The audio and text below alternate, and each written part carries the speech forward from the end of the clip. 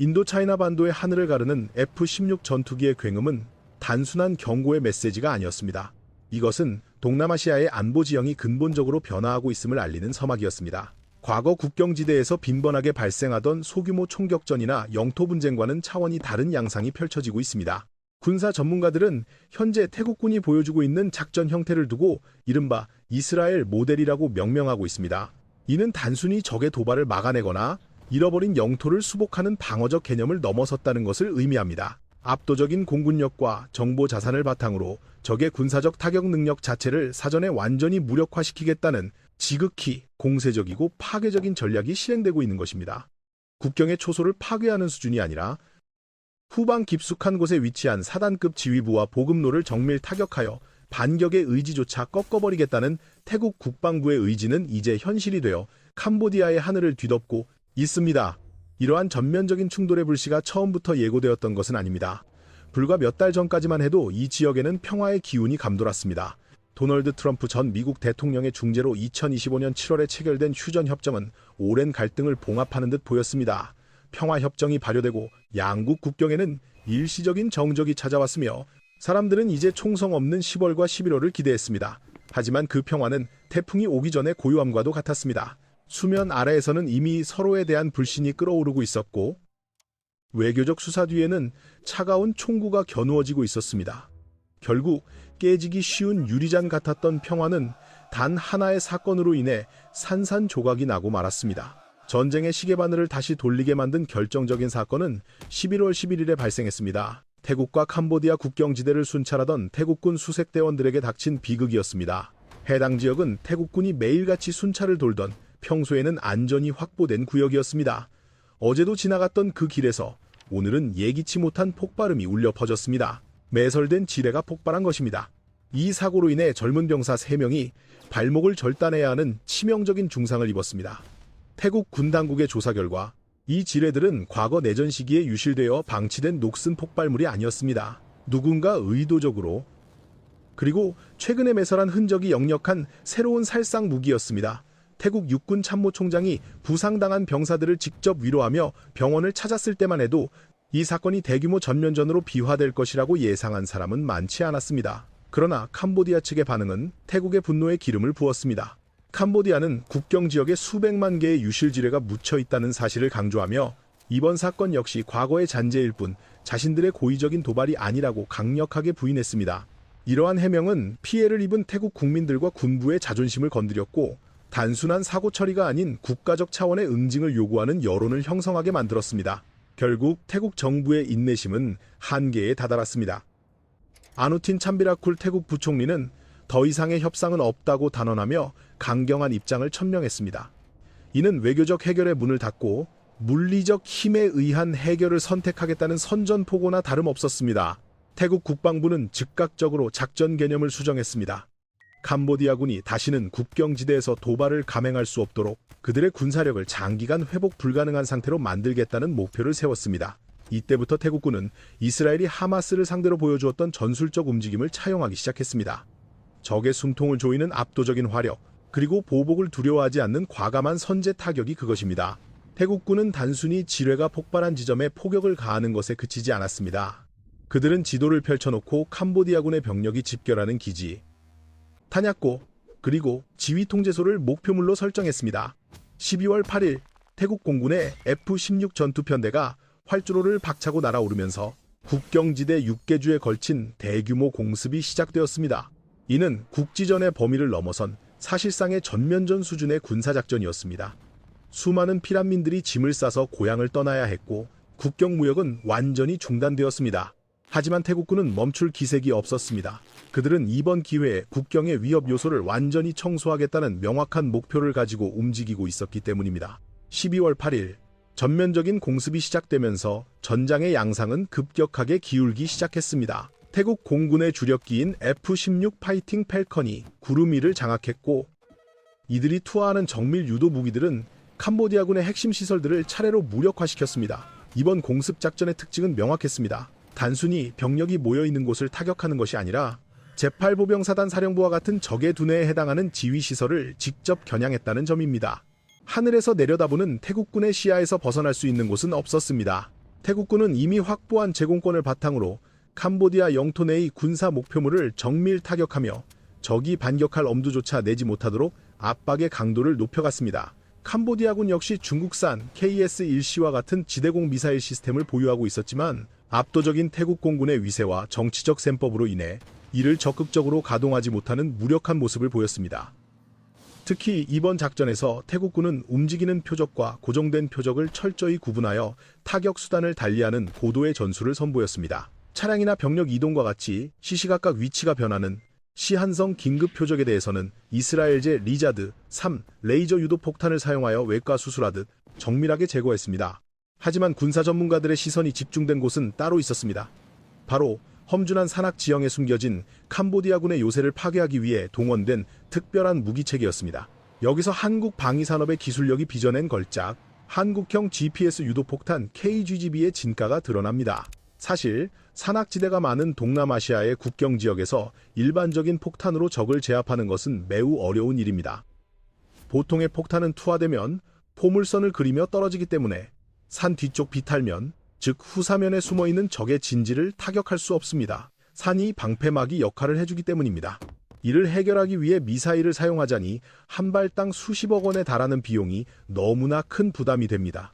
바로 이 딜레마를 해결해 준 것이 KGGB였습니다. 이 폭탄은 투하되는 순간 날개를 펼치고 글라이더처럼 활강합니다. 자체 내장된 GPS와 관성 항법 장치의 유도를 받아 비행하며 산을 넘어 뒤쪽으로 선회하여 숨어있는 적의 뒤통수를 타격할 수 있는 능력을 갖추고 있습니다. 마치 살아있는 생명체처럼 장애물을 우회하여 목표물을 찾아가는 이 능력은 캄보디아군에게는 공포 그 자체였습니다. 안전하다고 믿었던 산 뒤쪽 벙커가 더 이상 안전지대가 아니게 된 것입니다. 게다가 KGGB는 경제성 면에서도 탁월한 효율을 보여주었습니다. 고가의 미사일보다 훨씬 저렴한 비용으로 미사일만이 할 수 있었던 장거리 정밀 타격 임무를 완벽하게 수행해냈기 때문입니다. 태국 공군은 이미 지난 1차 공습 당시 이 무기의 파괴력과 효용성을 실전에서 확인했습니다. F-16 전투기에서 투하된 KGGB가 100km 가까운 거리를 날아가 캄보디아군의 후방 기지를 정확하게 타격했을 때 전장의 판도는 이미 태국 쪽으로 기울어져 있었습니다. 이것은 단순한 화력의 우위가 아니라 기술의 격차가 만들어낸 명백한 승리였습니다. 그러나 완벽해 보이는 태국군의 작전에도 치명적인 아쉬움은 존재했습니다. 바로 수량 부족이라는 현실적인 문제였습니다. 태국 국방부는 KGGB의 성능에 만족하면서도 예산 문제를 이유로 도입 수량을 충분히 확보하지 못했습니다. 전쟁이 발발하기 전 조금이라도 국방비를 아껴보려 했던 결정이 뼈아픈 실책으로 돌아온 것입니다. 1차 공습 때 비축해둔 물량을 상당 부분 소진한 태국 공군은 정작 전면전 양상으로 치닫는 이번 2차 공습에서 KGGB를 마음껏 쏟아붓지 못하고 있습니다. 현지 소식통에 따르면 태국 군 관계자들은 그때 더 많이 사두었어야 했다며 뒤늦은 후회를 하고 있다고 전해집니다. 만약 태국군이 충분한 재고를 보유하고 있었다면 지금쯤 국경 산악지대에 숨겨진 캄보디아군의 게릴라 거점들은 잿더미가 되었을 것입니다. 태국은 급하게 한국 측에 추가 도입을 문의하고 협상을 진행하고 있지만 무기라는 것이 슈퍼마켓에서 물건을 사듯 즉시 가져올 수 있는 것이 아닙니다. 생산과 인도까지 걸리는 시간 동안 태국군은 더 구형의 무기나 위험을 감수한 저공 비행으로 부족한 화력을 메워야 하는 상황에 처했습니다. 이는 현대전에서 우수한 무기체계의 성능만큼이나 평시에 충분한 물량을 확보해두는 군수 지원의 중요성을 여실히 보여주는 사례라 할 것입니다. 그럼에도 불구하고 제한된 수량이 남아 KGGB가 전장에 투입될 때마다 캄보디아군은 산 뒤쪽까지 파고드는 정밀함의 속수무책으로 당할 수밖에 없었고, 이는 태국군이 전선의 주도권을 놓치지 않게 하는 결정적인 게임 체인저 역할을 톡톡히 해내고 있습니다. 태국군이 최첨단 무기로 하늘을 지배하고 있다면 땅 위에서 캄보디아군이 선택할 수 있는 전략은 단 하나, 바로 생존을 위한 저항이었습니다. 정면 대결로는 승산이 없다는 것을 누구보다 잘 알고 있는 캄보디아군은 전형적인 비대칭 전력을 앞세운 게릴라 전술로 태국의 공세에 맞서고 있습니다. 그 중심에는 구소련제 다연장 로켓포인 BM-21이 있습니다. 비록 정밀도는 떨어지고 구식이지만 캄보디아군은 이를 활용해 이른바 치고 빠지기 전술을 구사하고 있습니다. 울창한 정글과 험준한 산악 지형을 이용해 로켓을 몇 발 발사한 뒤 태국 공군의 레이더망에 포착되기 전에 신속하게 장비를 숨기고 도주하는 방식입니다. 이는 우크라이나 전장에서 러시아군을 괴롭혔던 하이마스 전술의 로우테크 버전이라 할 수 있습니다. 그러나 이러한 캄보디아의 저항 방식은 또 다른 비극을 낳고 있습니다. 정밀 유도 무기가 없는 캄보디아군은 태국군의 군사시설을 정확히 타격할 능력이 부족합니다. 그 결과 그들이 쏘아올린 로켓탄은 종종 군사 목표물이 아닌 태국 국경마을이나 민간인 거주 지역에 떨어지고 있습니다. 군사적으로 태국군을 제압하기보다는 태국 국민들에게 공포심을 심어주고 태국 정부의 정치적 부담을 주려는 의도가 다분한 일종의 무력 시위에 가까운 공격입니다. 태국군이 F-16을 띄워 이 로켓 발사대들을 사냥하듯 찾아내고 있지만 빽빽한 밀림 속에 숨겨진 이동식 발사대를 100% 제거하는 것은 모래사장 바늘 찾기만큼이나 어려운 과제입니다. 이 치열한 교전 뒤편에는 더욱 복잡한 국제정치의 셈법이 숨겨져 있습니다. 전황을 지켜보는 많은 전문가들은 한 가지 의문을 제기합니다. 캄보디아는 왜 중국에서 도입한 지대공 미사일 KS-1C 등을 사용하여 태국 전투기를 격추하지 않는가? 라는 점입니다. 캄보디아는 분명 태국 공군을 위협할 수 있는 대공 방어수단을 보유하고 있습니다. 하지만 그들은 이 카드를 꺼내 들지 않고 침묵하고 있습니다. 여기에는 캄보디아의 실질적 통치자인 훈센 가문의 정치적 판단과 함께 배후에 있는 중국의 입김이 강하게 작용하고 있다는 분석이 지배적입니다. 캄보디아에게 중국은 경제와 안보를 지탱하는 가장 든든한 후원자입니다. 하지만 아이러니하게도 태국 역시 중국에게는 무시할 수 없는 중요한 파트너입니다. 중국은 캄보디아뿐만 아니라 태국 군부와도 우호적인 관계를 유지하며 잠수함과 각종 무기체계를 수출하고 있습니다. 1대1로 프로젝트의 핵심 요충지인 이 지역에서 두 우방국이 전면전을 벌여 판이 깨지는 것을 중국은 원하지 않습니다. 따라서 중국은 캄보디아에게 방어는 하되 확전은 자제하라는 무언의 압박을 가하고 있을 가능성이 큽니다. 결국 캄보디아는 자신들의 최신 무기를 창고에 넣어둔 채 제한된 수단으로만 힘겨운 싸움을 이어가야 하는 처지에 놓여 있습니다. 이 전쟁의 결과는 사실상 숫자가 말해주고 있습니다. 이것은 애초부터 다윗과 골리앗의 싸움이었지만 다윗에게는 골리앗을 쓰러뜨릴 돌멩이조차 충분치 않은 상황입니다. 양국의 국방 예산 격차는 무려 4배에 달합니다. 태국이 72대의 최신의 전투기를 보유하고 있는 반면 캄보디아의 전투기 보유 대수는 0입니다. 하늘을 완전히 내어준 상태에서 지상군만으로 버티는 것은 현대전에서 자살행위나 다름없습니다. 질적으로나 양적으로나 압도적인 열세 속에서 캄보디아가 할 수 있는 것은 태국군의 진격을 늦추고 국경지대에서 출혈을 강요하여 협상 테이블에서의 입지를 조금이라도 확보하려는 처절한 몸부림뿐입니다. 돈과 기술이 지배하는 냉혹한 현대전의 현실 앞에서 캄보디아의 저항은 점점 그 한계를 드러내고 있습니다. 군사적 승리의 이면에는 언제나 통계 수치로만은 설명할 수 없는 깊은 상처가 남습니다. 태국군의 F-16이 하늘을 장악하고 스마트 폭탄이 적의 기지를 정밀 타격하는 그 순간에도 땅 위에서는 수많은 평범한 사람들의 삶이 무너져 내리고 있었습니다. 현재까지 집계된 바에 따르면 국경을 맞대고 있는 양국에서 발생한 피난민의 숫자는 35만 명을 넘어섰습니다. 태국 측에서만 38만 명, 캄보디아 측에서 13만 명 이상이 짐 보따리 하나에 의지한 채 정든 집을 떠나야 했습니다. 아이들이 뛰어놀던 학교는 무기한 폐쇄되었고 활기찼던 국경 무역소는 굳게 닫혔으며 관공서의 기능은 마비되었습니다. 특히 태국 부리람과 수린 지역의 주민들은 언제 캄보디아의 로켓탄이 날아들지 모른다는 공포 속에 밤잠을 설치고 있습니다. 이 전쟁은 우리에게 현대전의 두 얼굴을 동시에 보여줍니다.